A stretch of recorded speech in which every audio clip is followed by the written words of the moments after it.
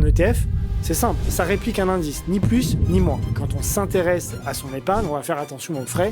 Les ETF ont des frais maîtrisés. C'est pour ça qu'aujourd'hui, il y a une nouvelle génération d'investisseurs qui va se diriger beaucoup vers les ETF. Est-ce que tu peux nous donner la définition d'un ETF et comment ça fonctionne? ETF, ça veut dire Exchange Traded Fund. Donc c'est un fonds qu'on va pouvoir acheter et vendre comme une action en bourse.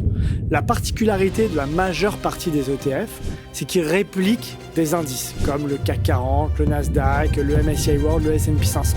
Et donc en une seule transaction, on comprend qu'on va avoir accès à un panier entier de différentes actions d'un indice. On associe ETF et frais réduits. Et donc souvent, les investisseurs font l'erreur de penser que le meilleur ETF sur une zone donnée, ça va être l'ETF qui a le moins de frais.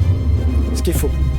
En fait, c'est pas parce que tu as deux ETF CAC 40, l'un qui va être à 0,20 et l'autre qui va être à 0,10, que celui à 0,10 va afficher une meilleure performance à la fin de l'année. En fait, ce qu'il faut regarder, c'est beaucoup plus simple, si on veut comparer des ETF, c'est la performance réelle à la fin de l'année. Par rapport à l'indice, donc. C'est quoi ta plus grosse erreur sur les ETF?